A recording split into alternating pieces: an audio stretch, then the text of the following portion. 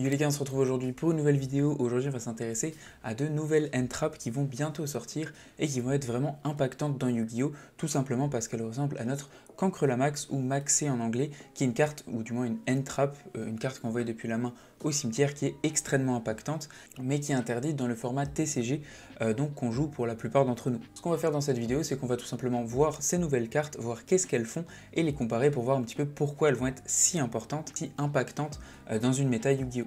La première carte, c'est Multumi Purulia qui est annoncée depuis pas mal de temps et qui va sortir dans Infinite Forbidden. Au niveau de cette carte, déjà on peut activer les effets d'un autre monstre Multami qu'une seule fois après avoir activé l'effet de cette carte.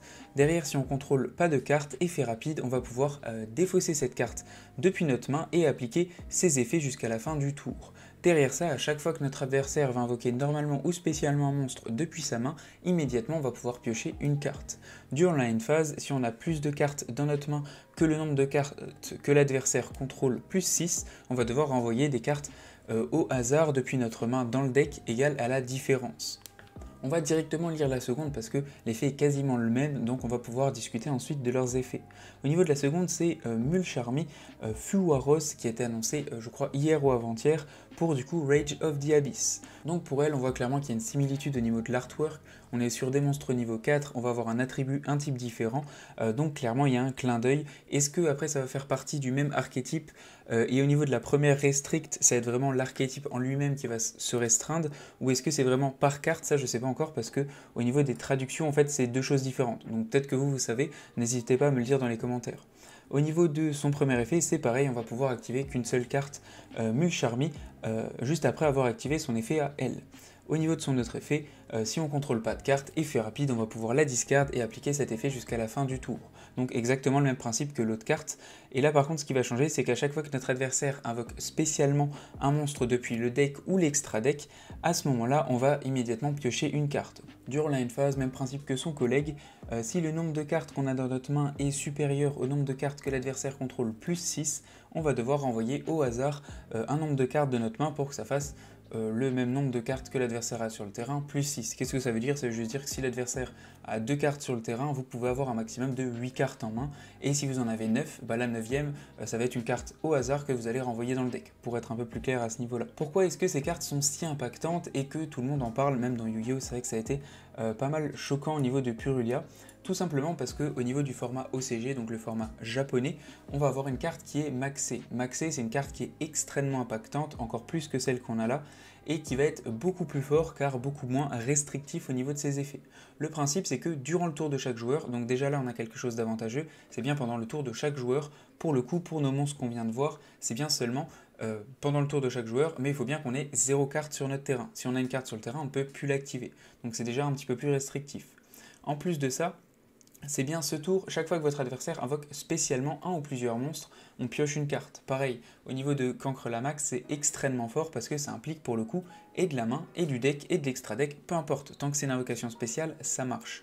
Au niveau de Purulia par exemple, lui ça va que marcher sur les invocations normales et spéciales, mais des monstres de la main. Pour le monstre Fuwaros, ça va être pour les monstres invoqués spécialement, mais par contre depuis le deck et l'extra deck. Donc là en fait ça va restrict déjà à ce niveau-là, et ça va être un petit peu moins fort quand même qu'un Cancrelamax. Ces deux cartes comparées à un Cancrelamax, ça a l'air clairement moins bon, car plus compliqué à activer et aussi moins bon dans la résolution, parce qu'on pioche potentiellement moins de cartes, vu que c'est pas tout le temps.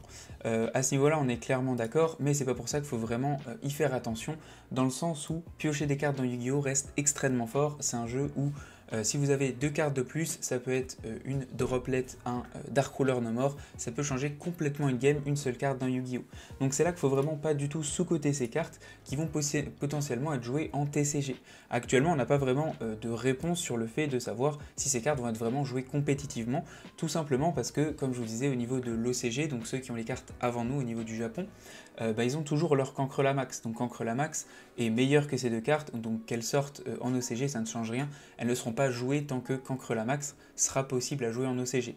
Par contre, chez nous, il va avoir un vrai impact, parce que Cancrelamax n'est pas là, et qu'on va pouvoir potentiellement jouer ces cartes-là pour pouvoir piocher pendant le tour adverse, avoir des ressources, et derrière lui remettre dans la figure, que ce soit des effets dont on va avoir potentiellement peur en TCG. Ma conclusion au niveau de ces deux nouvelles cartes, je les trouve vraiment bien, je trouve que Konami a bien fait les cartes.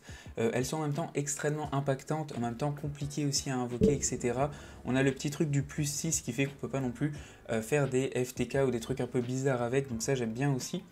Pour le coup, comme je vous dis, je sais pas si ça va être vraiment joué dans le sens où par exemple Maxé est quand même très très fort comme carte, mais des fois elle est même pas jouée en OCG. Donc c'est possible que ces cartes vont être jouées dans certains decks, d'autres non, ça va un petit peu dépendre des joueurs, etc. Mais malgré ça, ça reste des options qui sont extrêmement fortes et extrêmement intéressantes pour Yu-Gi-Oh! Et qui vont permettre aussi de bloquer certains decks qui vont trop loin dans leur combo et de le faire directement. Contrairement à un Nibiru qui peut potentiellement être seulement activable quand il y a déjà une annulation sur le terrain de l'adversaire et du coup ça ne sert à rien. Au niveau de ces cartes là on peut le faire directement, un peu à la manière d'un shifter, et ça aura un impact pendant tout le tour, et ça c'est vraiment très intéressant aussi.